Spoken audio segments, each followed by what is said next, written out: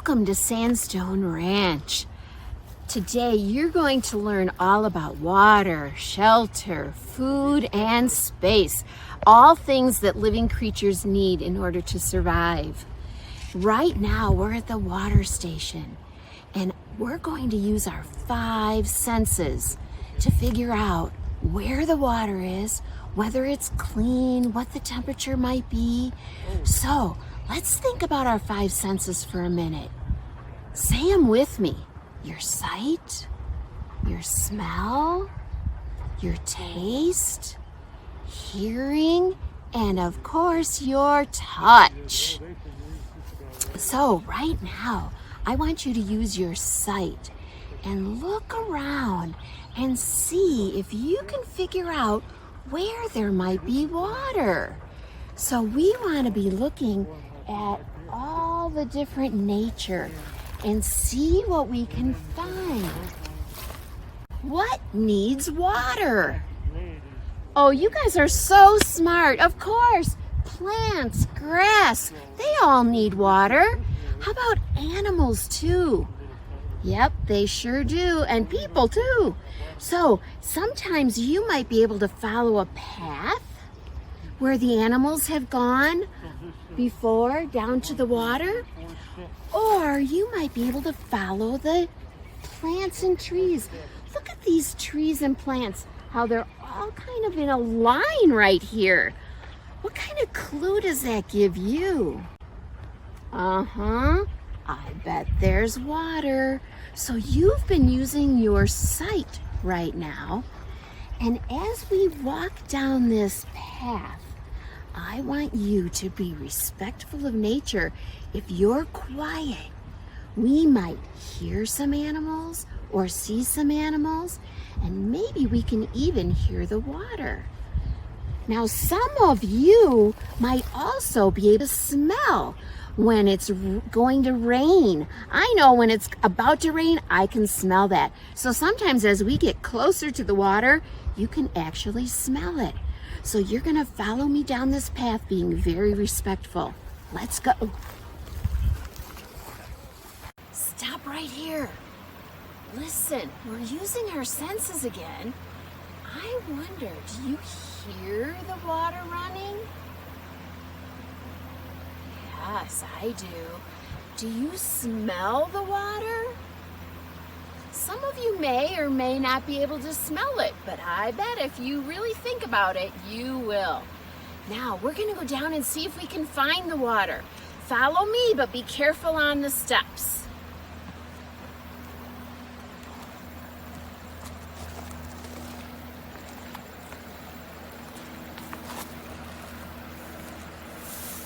You hear the water running?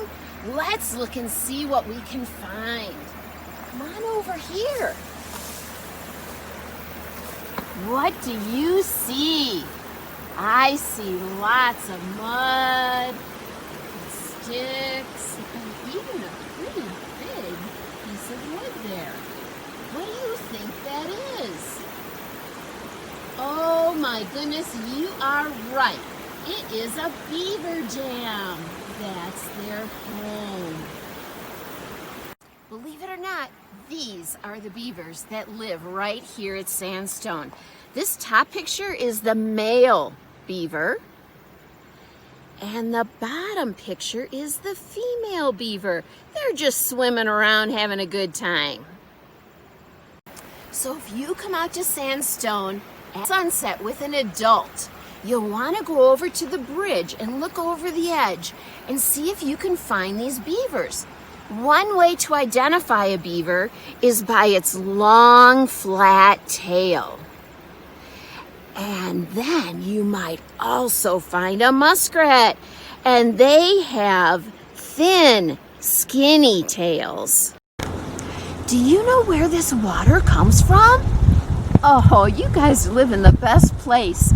You know it comes from the snow on the mountains. Absolutely. It melts and runs all the way down to our creeks and rivers. Also, the rain. Sure, when it rains, this creek gets pretty high.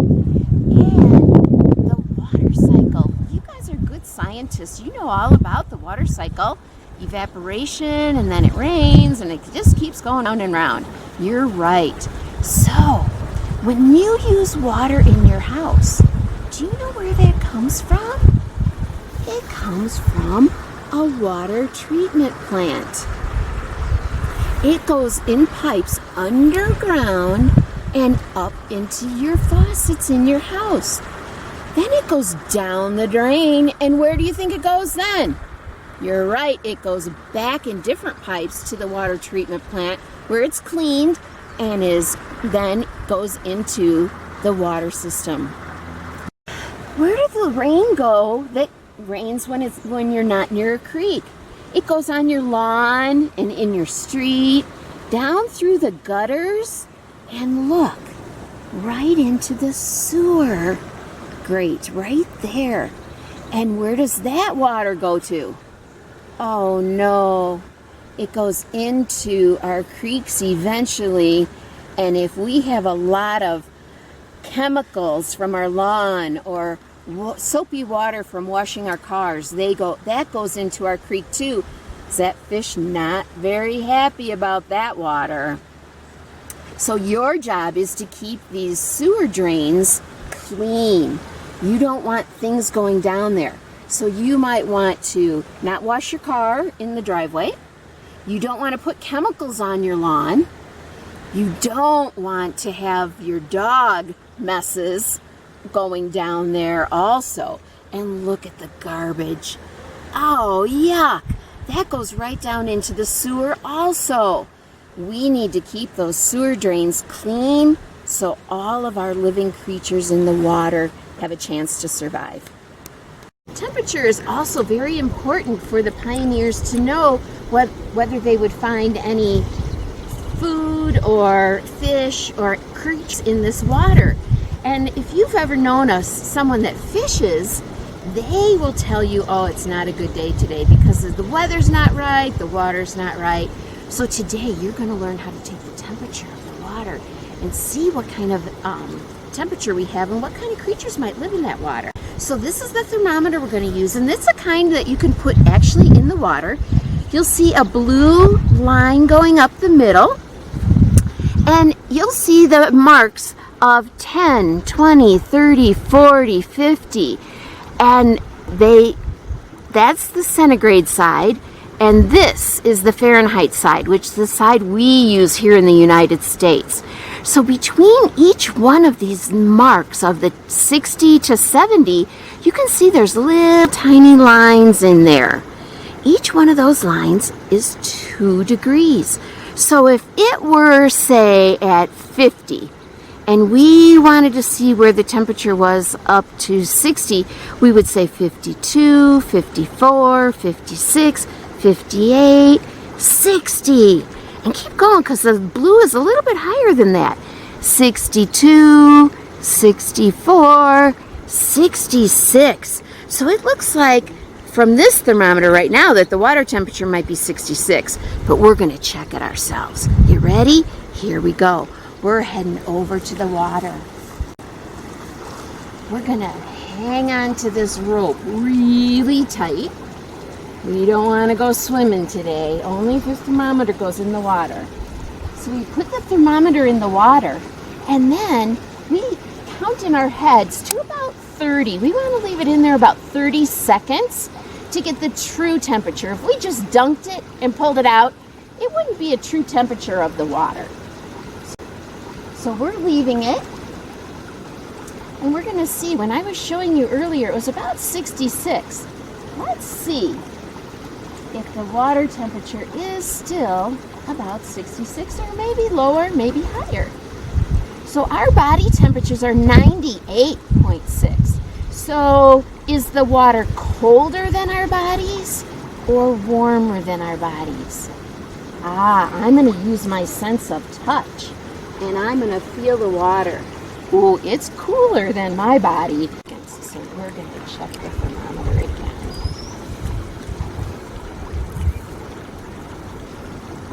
Yeah, I think it's about 62, 64, 66. That's right about where I'm seeing. So is that water colder or hotter than you? Of course it's colder than you. You're right.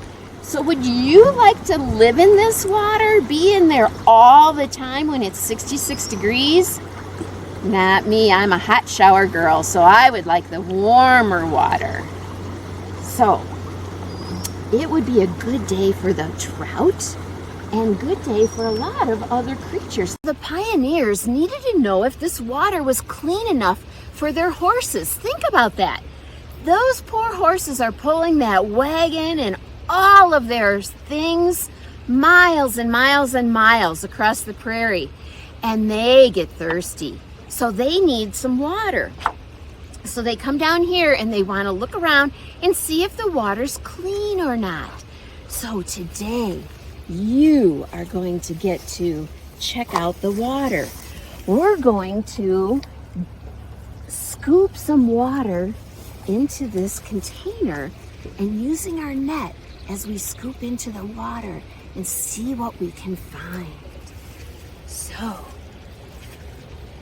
if you get to come down here with your moms or dads or someone, an adult, you can bring just a regular old fish net and scoop around in the water and put it in a container of any kind and see what you can find.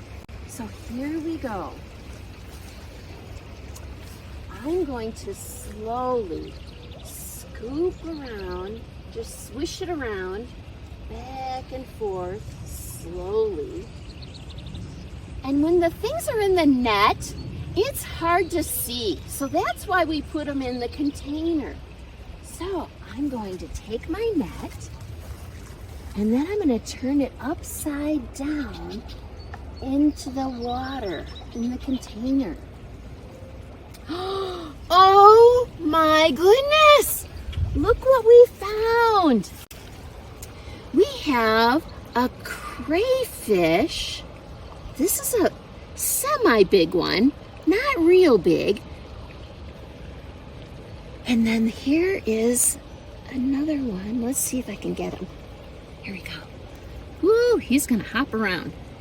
He's not very happy being out of the water. So there we go. So there's that crayfish. So here we go. So that's the crayfish.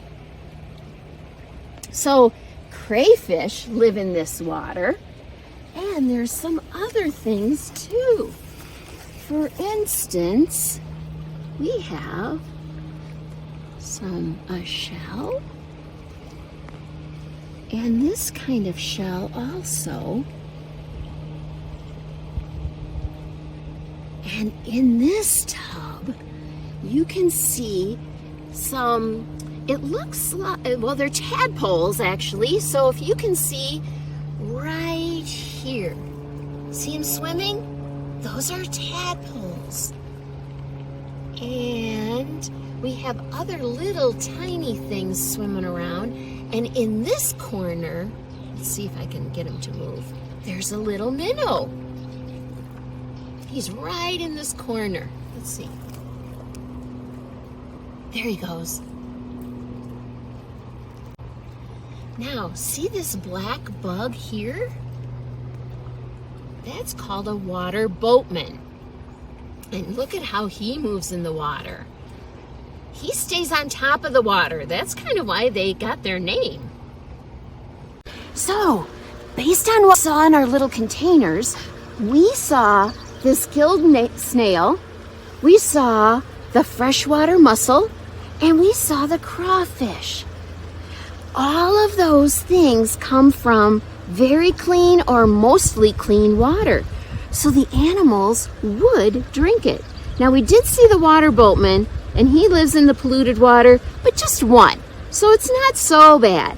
But we would never drink this water without filtering it first or boiling it. And an adult will definitely help you with that if you're out here as a pioneer and need to have a drink.